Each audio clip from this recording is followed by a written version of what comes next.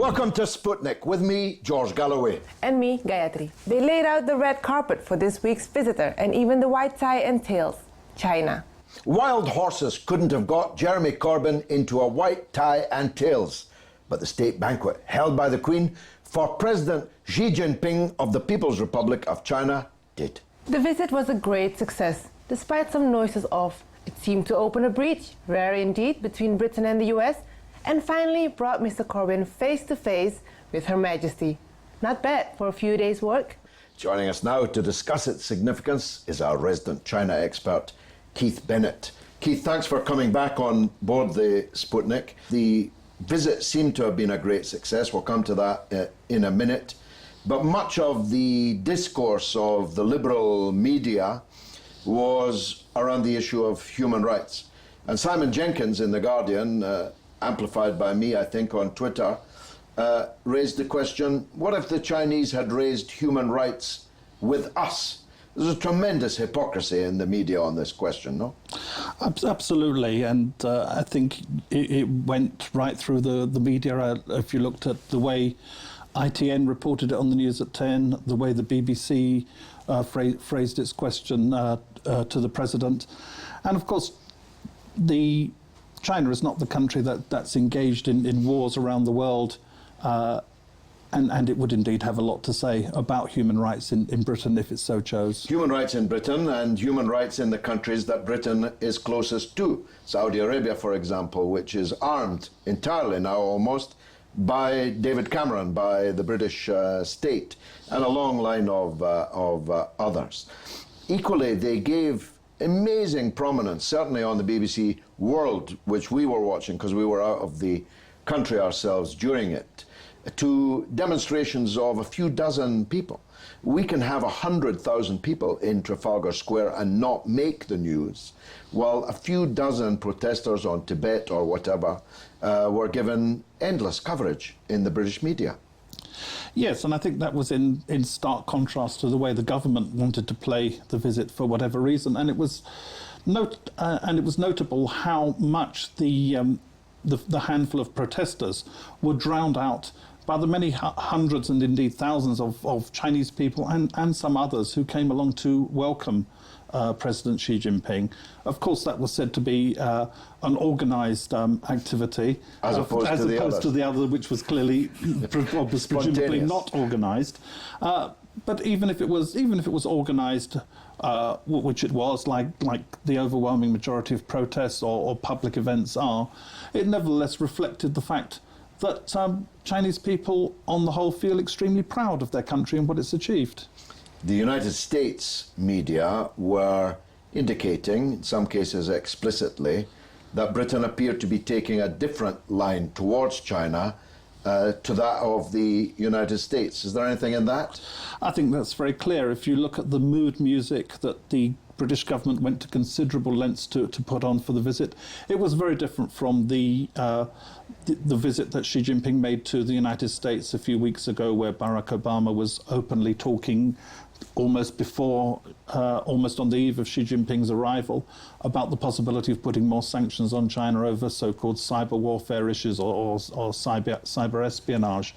With Britain, with the British government, there was no such policy. I think the breach or the difference in approach was there for some time with, for example, if you take the Chinese telecom giant Huawei, who have been systematically kept out of the US market, yet they've been welcomed with open arms in Britain to have their research and development centre here, their European headquarters and so on. And the biggest sign of that was, of course, when Britain became the first major Western power to apply to become a full member of the Chinese-led Asian Infrastructure Investment Bank, which in turn opened the floodgates for a large number of other Western countries, including all of the G7 powers, with the exception of the United States and Canada and Japan. And Canada may, of course, well change its mind now after the election there this week. Do you think this breach is based in anything other than money, or is it the money talking? I think from the point of view of the Conservative government, it's the money talking. But I think that Britain has, at least since at the end of the Second World War, or perhaps you can say for most of the 20th century, punched above its weight in the international arena. Now, it did that through a basic strategy of the so-called special relationship, that by clinging to the coattails of the United States, it would actually mask its relative decline in international power. And I'm sure there are some people in Britain who are looking at the fact that, relatively speaking, the United States is now a declining power, China is a rising power, and some who would want to actually ride on those coattails as well, in economic terms, whilst staying. Britain recognized the People's Republic of China before the United States did, and notwithstanding the enormous abscess of the Hong Kong question, has seemed, under governments of both types in Britain, to not want the kind of confrontation with China that many in the US, the hawks, especially in the US, seem to want. Yeah, of course, it was the Attlee government that opened the first diplomatic relations at consular level with the People's Republic back in 1950s. Britain was the first Western power to open diplomatic relations with the People's Republic. Ironically, the existence of Hong Kong impelled that, because the existence of Hong Kong meant that we had to have some kind of relationship with China, whether we liked it or not. Indeed. And so, happy days between Britain and China. The United States unhappy about it. All of that sounds like something to welcome.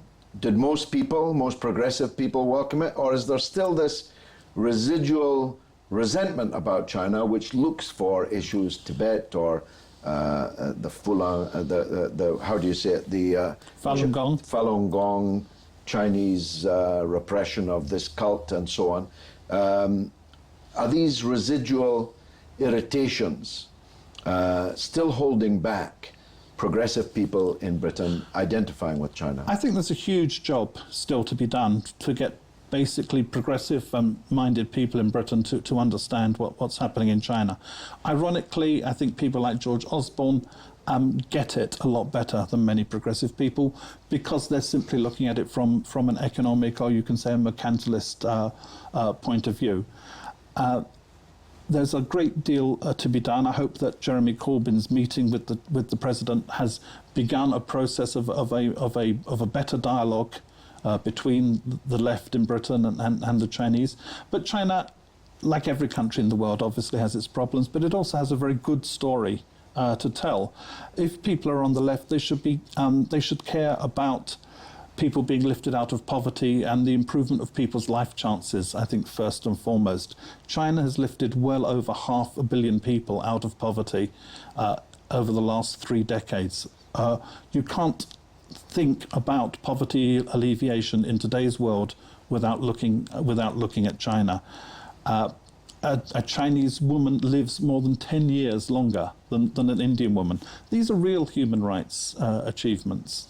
Well, parallel to this, where you suggest continued negative image of China, more and more, for example, Chinese language is being offered at schools as a third or even second language. Indeed, nurseries, we are looking ourselves at nurseries that are providing bilingual education to children as young as 2 years old. Yes, and China itself has put a lot of money into not only Confucius institutes in higher education, but Confucius classrooms in schools and even primary schools. But I think we've got a long way to go until we catch up with, for example, Australia, which has a much better record on Chinese language teaching that we do. And for that, we also need to improve the teaching of Chinese and Chinese studies in British tertiary education, because you can't actually teach Chinese to children unless you have the qualified teachers. And of course, some of them can come from China as well. Let's look at the state visit then in more detail. What would you say were the primary achievements of the visit? Well, I think the primary achievements are probably in the economy. There's something like £40 billion worth of business and investment deals that... Inward investment into Britain? Basically, yes. And also the the Chinese currency, the renminbi, is becoming an increasingly internationally traded and internationally used currency, although of course still way behind the dollar for now. But Britain will be the main centre for, the main external centre for trading in Chinese currency, apart from Hong Kong and Singapore. The London Metal Exchange has signed an agreement where China will have more influence on the pricing of commodities and so on.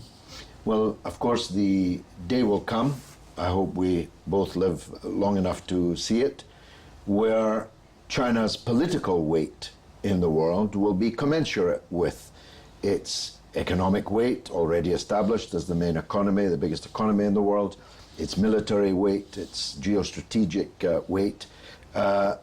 China will begin to assert itself a little more clearly in political affairs. Russia, which is, of course, also a great power, is now a big factor in international affairs. Nothing can happen in the Middle East now, for example, without Russian agreement, without engagement with Russia.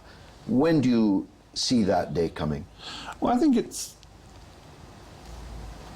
Marx said once that there are years in which nothing appears to happen, and then there are days into which the events of years are compressed.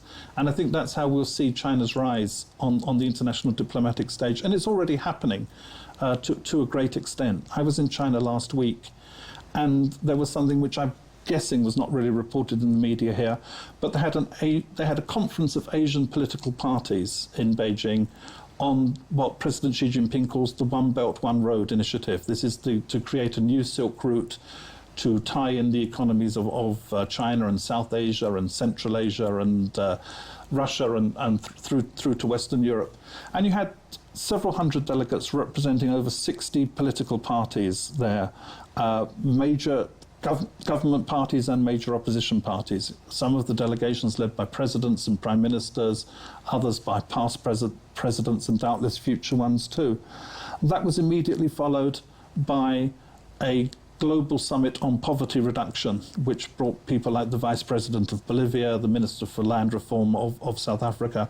So China's having a hugely active diplomatic presence. It's not just the state visit to the UK, but basically none of this is covered in the UK media. You mentioned Russia, of course, and I think what's important is that there's a certain division of labour between Russia and China based on their particular interests and where exactly they find themselves in the world. But if you look at the proceedings of the UN Security Council, basically the two coordinate their positions on nearly all the major international events. And of course we saw with the two big military parades, first in Moscow in May and Beijing in September, where you had contingents of the armies of the two countries marching in each other's capitals, something that's never happened before. Fascinating. Keith Bennett, thank you very much. Thank you. And now it's your turn to tell us what you think through the portals of social media. What's rattling, Gayatri? Well, I asked whether the Queen was right to red carpet the Chinese president. And Conor McGeorge says the only thing they're interested in is their money. They will turn a blind eye to their slave trade and harsh ways. Akib Mahmoud follows, saying, red carpet, our government is so desperate for Chinese money, I'm surprised she didn't pole dance for him. That's a bit rude, a bit lèse-majesty. We disassociate ourselves from that. But nonetheless, as Keith Bennett very clearly laid out, the motivations, particularly of George Osborne, who is being particularly far-sighted in this regard, it's interesting, overriding the Foreign Office, and even David Cameron, he realizes that the sun is rising in the east and setting in the west. And if Britain wants a future, it has to have good relations with the East. It's a pity they haven't caught up yet with the importance of Russia. Well, that's all that we've got time for this week. Which, alas, means that's the end of the show. You can stay in touch with us on Twitter at RT_Sputnik and on Facebook, Sputnik on Russia Today. It's goodbye from me, Gayatri. And from me, George Galloway. It's been marvellous.